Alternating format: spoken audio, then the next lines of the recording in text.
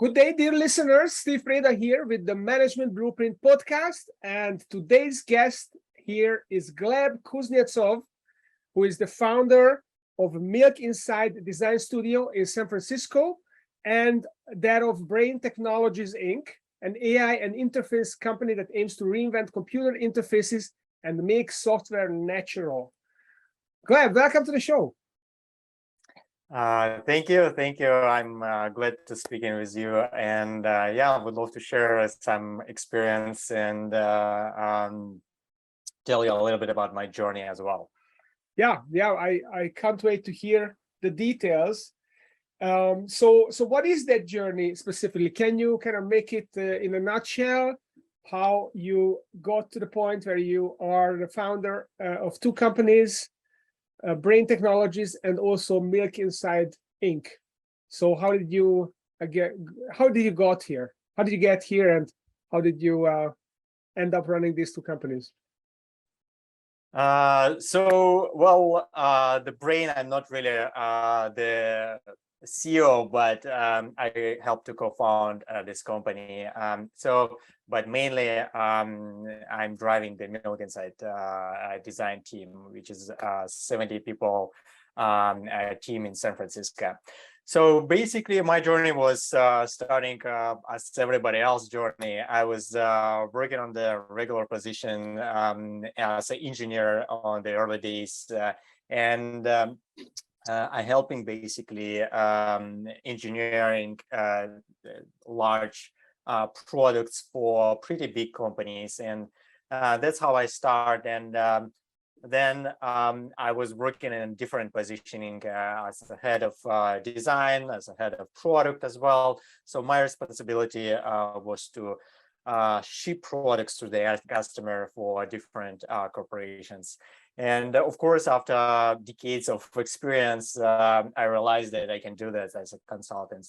And organically, I just started doing for a lot of different clients because they asked me to help them. And of course, organically, I built my own team, and then my team has become a company. And right now we work with a lot of large organizations, for example, Airbus, Mitsubishi, Honda. We also partner with brands like Xiaomi, and we're doing operating system designs for Oppo, which is the largest Asian and I think Indian as well organization in the world, consumer electronics. So we focus on the mainly, I would say, consumer products and digital transformation. And that's what I was doing for all my, I would say, career. Yeah, that's very impressive. Big clients there. And I also understand that you started in Europe and then Eastern Europe, where I'm from as well. And then you got to Switzerland and from there to the US. So what made you make these geographic moves? Well, it's interesting.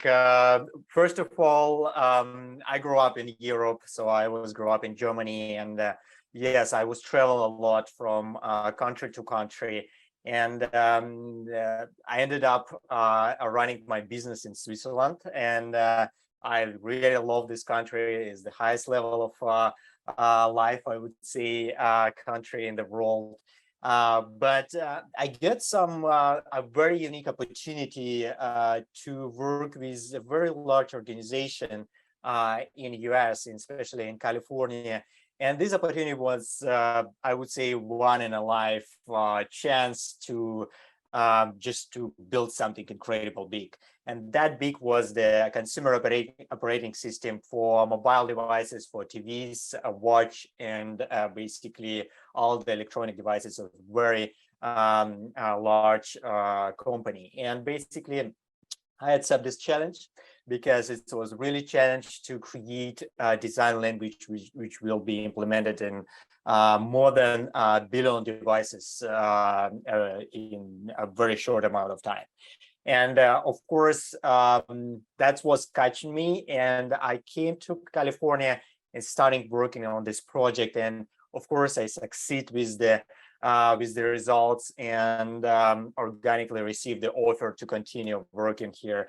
And because of the attitude of Silicon Valley innovations, and because of how fast is moving, everything is here, I decided to stay and build my business here. And of course, is also the reason why I decided to stay was because of the of whole the history of innovation. I think the biggest largest innovation was built here, and that was giving me a lot of inspiration as well. So like I think we carry on with my team up to date. So yeah, you want to be close to the fire where the exciting things happen at the cutting edge. So definitely Silicon Valley, San Francisco is the place.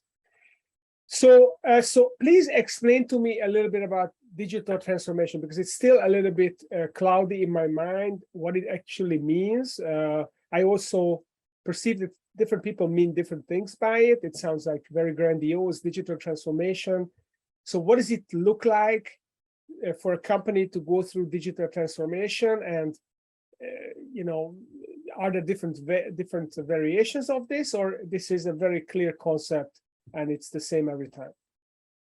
Well, first of all, I think yeah, you tell it absolutely right. So digital transformation in different contexts can mean absolutely different things. For someone, digital transformation means transforming the business model of the brand. And for someone can mean that digital transformation is changing the marketplace for the brand. For example, they was always offline and they was focusing on the offline world, but now they want to be more aggressively present in the online world, and it's changing the model as well. But digital transformation mean also sometimes is updating the function and the design of the core of the products. For example, if you talk about the big brands, and let's just talk about the companies who producing, I don't know, mobile phones, then digital transformation for this company can mean a lot of different things. Is how the people look at your mobile phone company, what's inside the operating system of your mobile phone, what your core value proposition for the customer as well. So they all of these things, they can be transformed and they can innovate.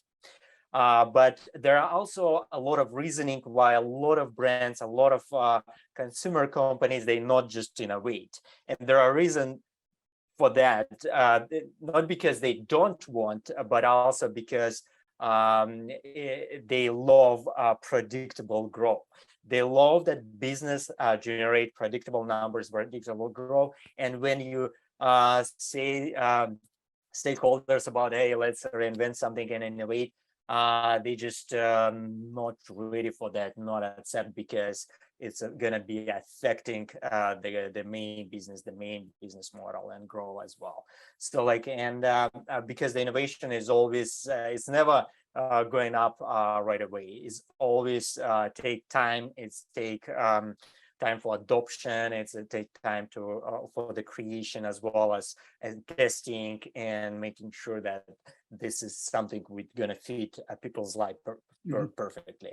And my company basically focusing on design innovations. So like basically everything which is related to a perception of the product or business for the consumer clients. And we're doing that pretty successfully with a lot of large brands.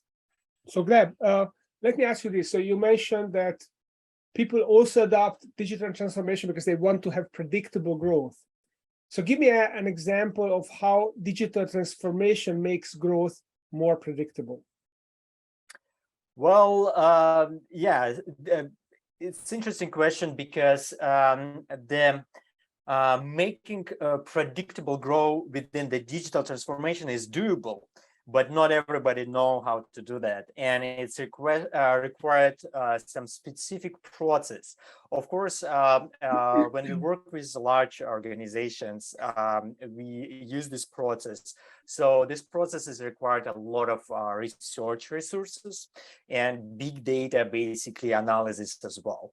So because every single transformation or innovation, when it's related to design, should have some numbers behind the decisions we make in this design. And these numbers is basically reflect what's the adoption rate, what's the retention rate for future solutions, and all of that different basically KPIs what we put inside our success basically measurement. And we use a lot of techniques, include the user research. We ask people basically, are they going to be satisfied with this innovation?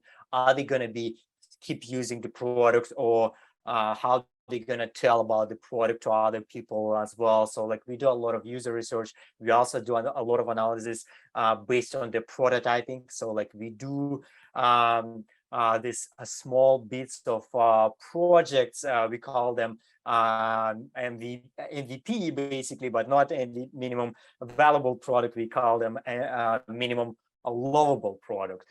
So like the lovable product mean that we also measure how much people love the product, how much they satisfied with this product, and if this number is good, then we will say that MVP is complete and we're ready to go further with our basically user research and analysis, and spend a little bit more time and resources on that. So basically, we're doing this MVPs on many different kind of like sides of the potential product, and we test it pretty aggressively, and as well as we do a lot of analysis on the market, what's happening on the different industries and different countries as well. So like all of that is important and came to play with the decision making, and that is what basically making predictable growth for the innovation and digital transformation. So like without that, unfortunately. Okay, so sorry to stop you there, but I'd like to dig in a little bit here. So you talked about your cube framework, which is basically looking at things from 6 different directions. Is this also a tool to create that predictability? And please opexplain what this cube framework does and how is it helping a business owner? Yes. Well, when you start innovation project in any basically company, you have some process of defining what is this innovation basically. So like what we're going to change, what we're going to define, and how it's going to fit people's life. So of course, so like it's not really mean that within this definement process we're gonna make predictable growth, I would say, but this process will help to make a right decision which direction as a company and as an innovation we're gonna pick. And this process basically is a research or discovery process, we call it. We use it as basically, let's imagine that we have this cube with the 4 sides.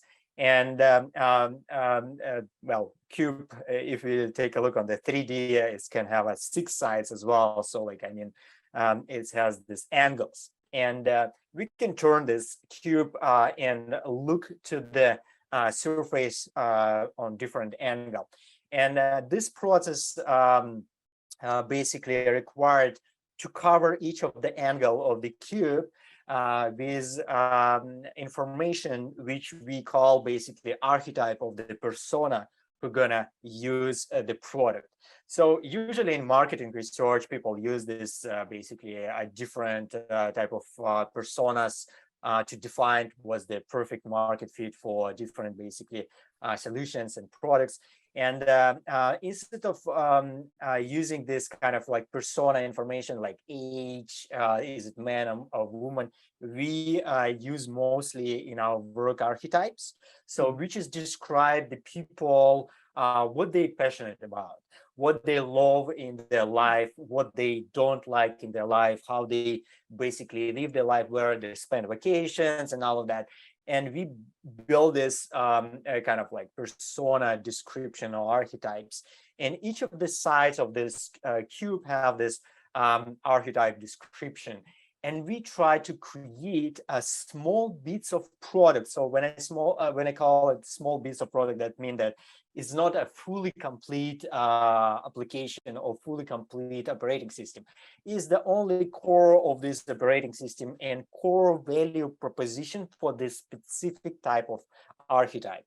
So like, for example, if we talk about the operating system for mobile device and we doing that operating system for the working mom, for example. So we're trying to include the functionality which is working mom will love to have in this operating system. For example, the very quick pull up the camera with her baby when she at work. So like she can press one button and the camera come up and she see how basically the child is doing in the home. So basically all of that we try to cover, and we try to create these MVPs in each of the side of this cube. And after we complete that, we take a look on basically on everything what we create, and we making right decision about the direction, about the functionality of digital transformation and innovation, basically what corporate should go.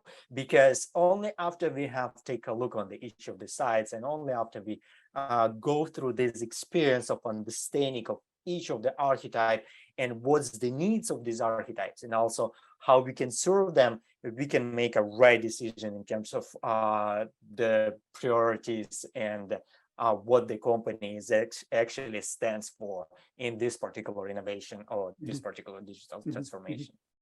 So that's pretty complex when you have a product and you launch it with 6 different archetypes or avatars. I guess it's a synonym here. And that product would have to serve, it's not a niche product, it's more like a mass market product, right? When you do this. So yeah, it's pretty a lot of work, I would say, and the speed is very important here. Of course, we don't want to spend years of doing this MVPs for each of the basically archetypes. That's why we try to be quick, and we also have a separate teams working on the separate archetypes. So we working and doing a lot of things at the same time. That's fascinating. So, is this process?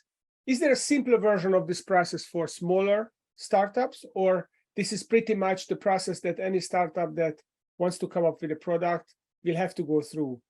They will have to think about different user groups, archetypes, and they would have to make this product work for all the major groups at the same time. Well, of course, it depends on the ambitions of the startups, because there are sometimes startups, they just want to run the business and make it smooth and slow grow. And that startups, I would say, not really require this type of work, because it's going to just be a little bit too expensive for the startup to spend that type of money and time as well on this researching like each of the groups. But if the startup is trying to become a big organization and cover, like mass market very quickly, if you're talking about the startups who are going to become a consumer focusing mass market worldwide corporation basically in a few years, then of course it's better to spend this time and resources upfront, so you already have a pretty good picture in terms of what you can do and what is not going to work out perfectly. Gleb, can you give us an example of a product and the types of avatars that you would, or archetypes that you would determine? So a few examples. You mentioned the working mom. what other major archetypes are there that mass market companies are targeting? Sure. So first of all, one of the most important, I would say, target audience when we do some innovation, truly innovation work. By innovation, I mean that anything similar not exists on the planet so far. So when we talk about this type of product design, then of course we focus a lot on the early adopters.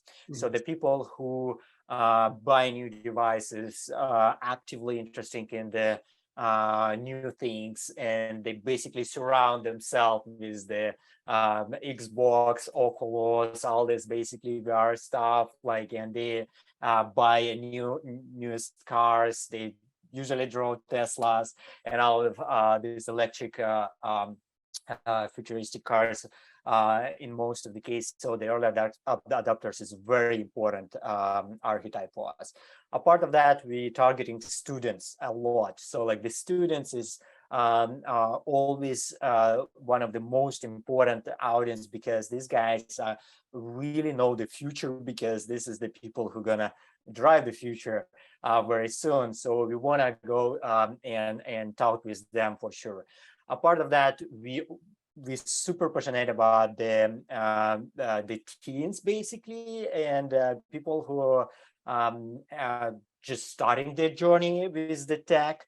The thing is about the Gen Z, I would say, or the future generation, is that these guys already grow up with the devices. So they are very different from ourselves. They are very different from other archetypes, because for them, devices was always exist on the planet, and the internet, they can even imagine their life without internet. So, and that is basically give a lot of uniqueness in this archetype. So we focus on them as well. A part of that, we focus on the older generation. So I would say is 45 plus, people who already establish their business, who have already a successful career, and who is working in the field of finance or any other intelligence field like business or consultancy. So we focus on these guys as well separately, because these people have different needs, of course. Yeah, and we focus a lot on the I would say the archetype which we called a young family. I would say is the people who are already not as students, they are not yet established, and they kind of like in the middle of this establishment.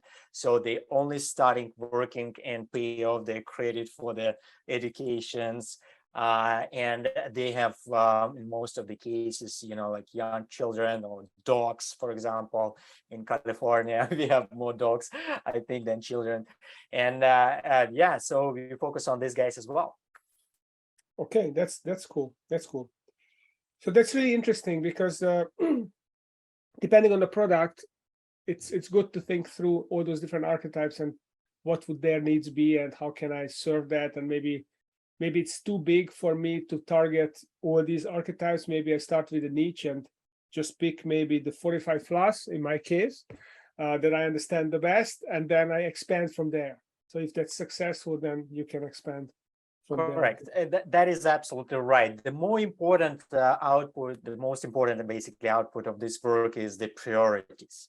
So like, because like what's happening right now, I think everybody understands. So for the last couple of years, the digital transformation and innovation become so huge, and the timing to make this transformation become so small because of the pandemic, basically. The pandemic changed the landscape completely.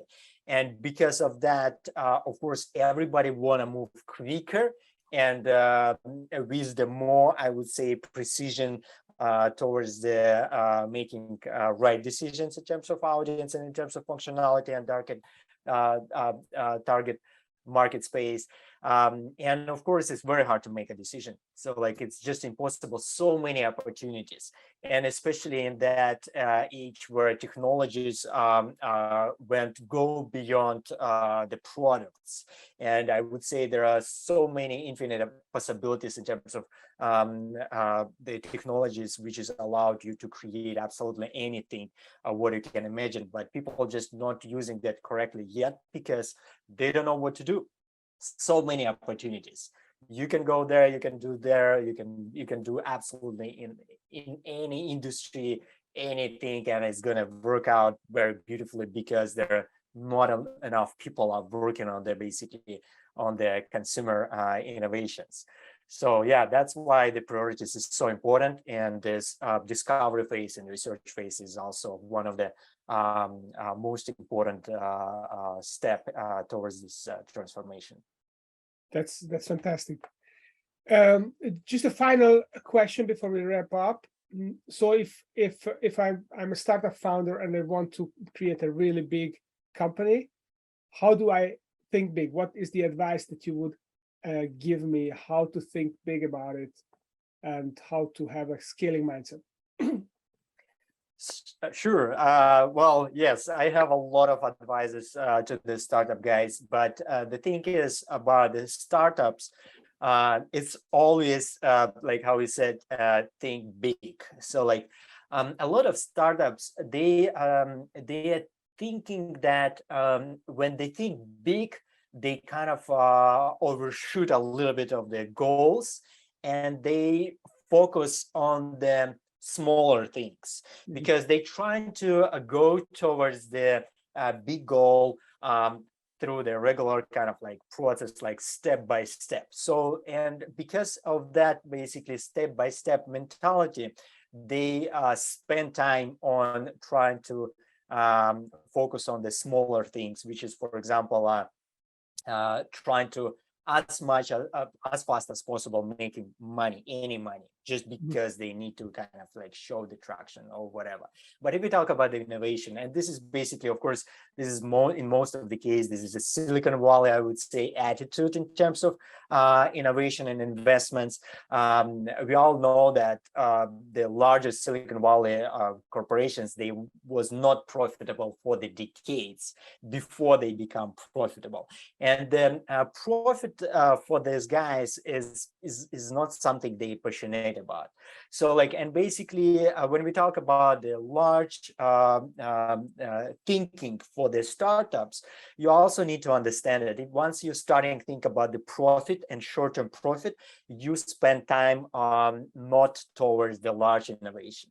So like I would say my advice will be, if you want to think big, if you want to go big, then you need to think from the beginning big, and you need to target this big thinking from the starting of your business basically.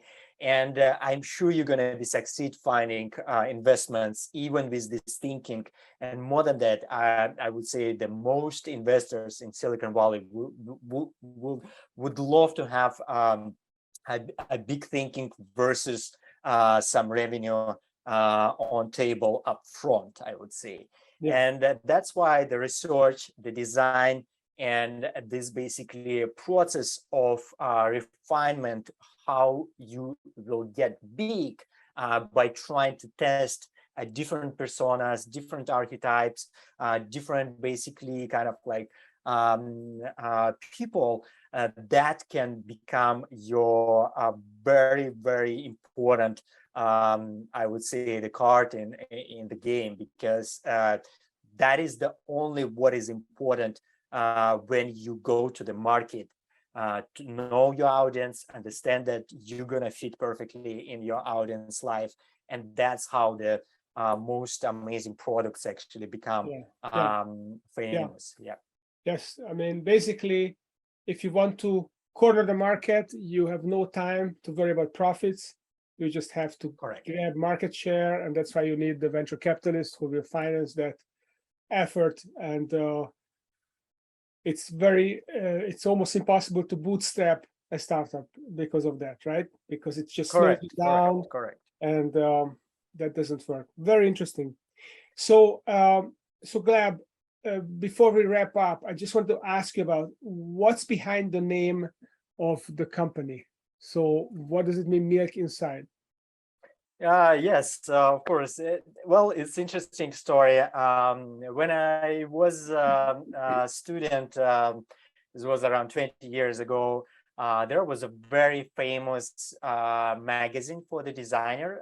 It's a world famous magazine. It's called Inside Mac. So like that's the name of the magazine. I'm not sure it exists right now. And this is how I remember inside Word, basically. And there was this design agency studio. It's called Turbo Milk. So like the Turbo Milk is the studio behind the original Google logo. And basically it was acquired by Google at some point. So basically the entire team was acquired by Google. And I was really, I would say, fascinated about this deal because it was very early days. The design agency kind of like was almost not exist in terms of like focusing on the products. Yeah, I just remember this Turbo Milk and Inside Mac. And when I was building my company, I was just connect these two words and it's become Milkinside. Very interesting. Okay, so Milkinside Inc. Is the company, which is a design firm for businesses, consumer businesses that want to create mass market products. So if someone would like to learn more about your process, your services, personally connect with you, where should they go? You guys can go to my LinkedIn and send me direct message or my Twitter account as well. So I'm pretty active. I try to post a lot of actually designs there and a lot of these archetype prototypes as well. You will see a lot of materials in my social media and Instagram as well. So like I really active there recent days.